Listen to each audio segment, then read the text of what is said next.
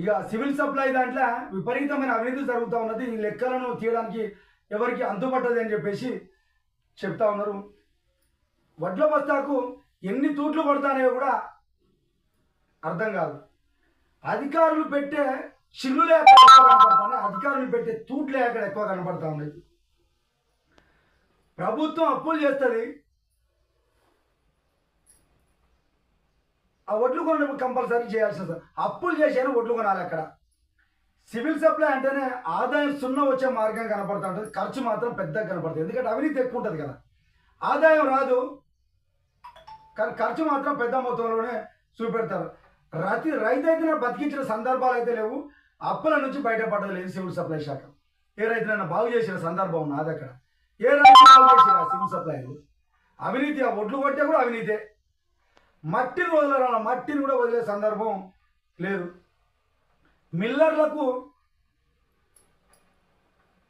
అధికారులు కోట్లలో తక్కువైతే వారు లేరని చెప్పేసి వాళ్ళ మీద అభియోగాలు కూడా ఉన్నాయి.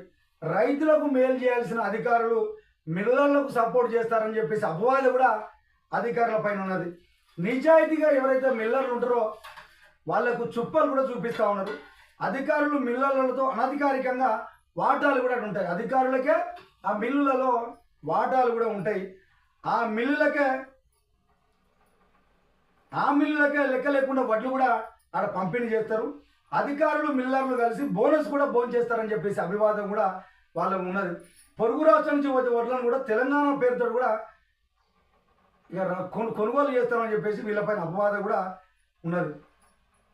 తెలంగాణలో పండే వడ్లను అధికారుల లెక్కలకు పొంతన అసలు కుదురుతనే లేదని చెప్పేసి అభివాదం కూడా ఉన్నది. బోనస్ బుక్ ఎందుకు కూడా అధికారులు వెనకాడడం లేదని చెప్పేసి ఆ ప్రజలు అనుకుంటా ఉన్నారు. వాళ్ళపై నియంత్రణ అసలు లేనే లేదు.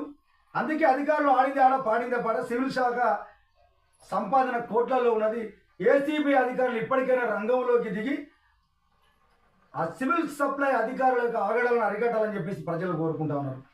సివిల్ సప్లైలో అడుగడుగున జరిగే అవినీతిని అరికట్టాలని చెప్పి ప్రజలు కోరుకుంటా ఉన్నారు. అందుకు సహకరించిన అధికారుల భరతం పట్టాలి. ఎవరైతే మిల్లులకు సహకారం చేస్తున్నారో వాళ్ళ భరతం పట్టాలి. ప్రభుత్వ ఆదాయానికి గండి పడకుండా చూడాల్సిన అధికారులు ఈ సివిల్ సప్లైస్ పైన కనీస నిఘా లేకుండా పోతుంది.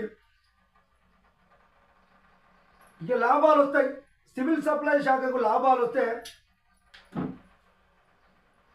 ఇక అది అద్మానం ఉంటుంది.